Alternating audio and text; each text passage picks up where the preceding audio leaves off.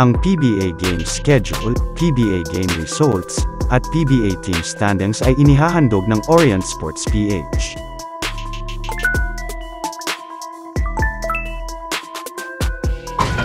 Ang resulta ng mga laro sa April 26, 2024. Norman Aaron Black pinangunahan ang pagkapanalo ng koponang Meralco Bolts laban sa Phoenix Fuel Masters sa score na 82-76.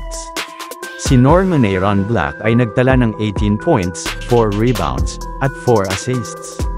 Sa team standings naman, ang Meralco Bolts ay napabuti ang record sa 4-5, at ang Phoenix Fuel Masters naman ay bumaba sa 3-7. Samantala, si Jaymar Perez pinangunahan ng pagkapanalo ng koponang San Miguel Beermen laban sa Magnolia Chicken Templados Hotshots sa score na 108-101.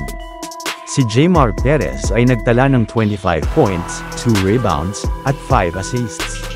Sa team standings naman, ang San Miguel Beermen ay napabuti ang record sa 8-0, at ang Magnolia Chicken Templados Hotshot naman ay bumaba sa 5-3. Para naman sa PBA team standing status through April 26 games.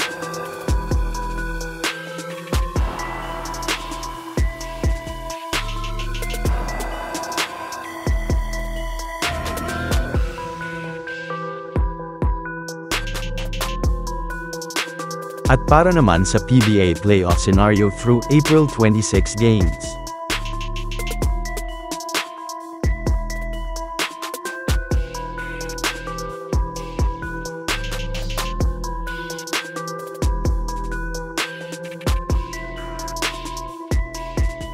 Abangan sa Saturday, April 27, alas 3 ng hapon ang paghaharap ng Blackwater Elite at Northport Batang-Pierre. Magaganap ang paghaharap sa Caloocan Sports Complex. At sa alas 6:15 ng gabi, abangan naman ang paghaharap ng Converge Fiber Xers at Barangay Ginebra San Miguel. Magaganap ang paghaharap sa Aquilino Pimentel Jr. International Convention Center. Abangan sa Sunday, April 28, alas 3 ng hapon ang paghaharap ng Meralco Bolts at Magnolia Chicken Templados Hotshots.